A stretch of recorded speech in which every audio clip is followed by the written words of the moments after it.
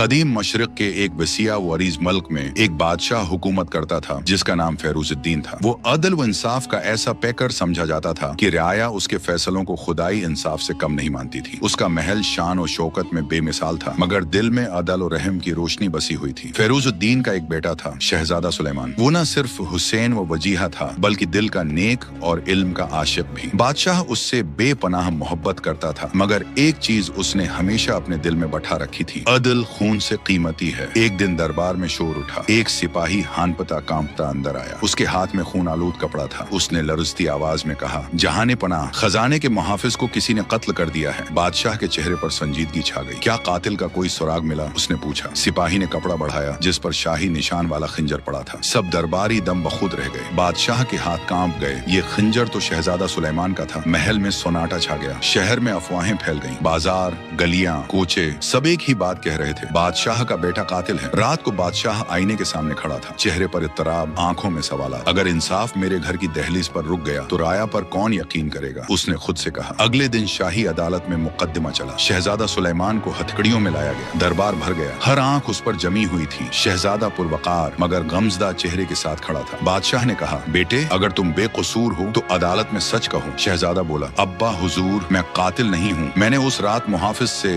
صرف بات کی تھی، جھگڑا نہیں۔ کسی نے میرے بعد اسے قتل کیا۔ ملکہ زینت بیگم محل میں رو رہی تھی: میرے بیٹے پر ظلم نہ کرو، بادشاہ سلامت۔ لیکن فیروز الدین کے چہرے پر پتھر کی سی سختی تھی۔ عدل کا تاج صرف انصاف سے رہتا ہے، محبت سے نہیں۔ گواہ آتے گئے، بیان دیتے گئے۔ ایک سپاہی نے کہا: میں نے شہزادے کو اس خنجر کے ساتھ دیکھا تھا۔ عدالت میں سوناٹا چھا گیا۔ شہزادہ خاموش رہا، پھر آہستہ سے بولا: میں قاتل کو جانتا ہوں۔ سب چونک گئے۔ کون ہے وہ؟ بادشاہ نے پوچھا۔ وزیر ناصر، جس نے خزانے میں خیانت کی۔ محافظ نے اسے پکڑا اور اس نے اپنی چوری چھپانے کے لیے قتل کیا۔ رات کو بادشاہ چپکے سے قید خانے گیا۔ بیٹے کے سامنے کھڑا ہو کر بولا: اگر تم سچ کہتے ہو تو خدا خود تمہاری مدد کرے گا۔ شہزادے نے صرف اتنا کہا: عدل کے دروازے پر میرا سر قربان، مگر جھوٹ نہیں۔ چند دن بعد محل کی ایک دیوار توڑی جا رہی تھی۔ اس میں سے ایک صندوق نکلا۔ صندوق میں خون آلود کپڑے اور سونے کے سکے تھے، وزیر ناصر کے۔ حقیقت کھل گئی۔ اگلے دن عدالت میں بادشاہ نے کہا: عدل کا ترازو خدا کے ہاتھ میں ہے، مگر اس کا سایہ زمین پر ہمارے ہاتھ میں۔ وزیر ناصر کو سزا ہوئی، لیکن بادشاہ کے دل میں کچھ ٹوٹ گیا تھا۔ اس نے کہا: بیٹے، تم بے قصور ہو، مگر عدل کا تقاضا ہے کہ جس کے خنجر سے خون بہا وہ سلطنت چھوڑ دے۔ شہزادہ سلیمان نے سر جھکا دیا۔ اگر یہی عدل ہے تو میں سر تسلیم خم کرتا ہوں۔ صبح کا سورج طلوع ہو رہا تھا۔ شہزادہ محل کے دروازے سے باہر نکلا، مڑ کر ایک بار محل کی طرف دیکھا، پھر رخصت ہو گیا۔ ملکہ رو رہی تھی، بادشاہ خاموش۔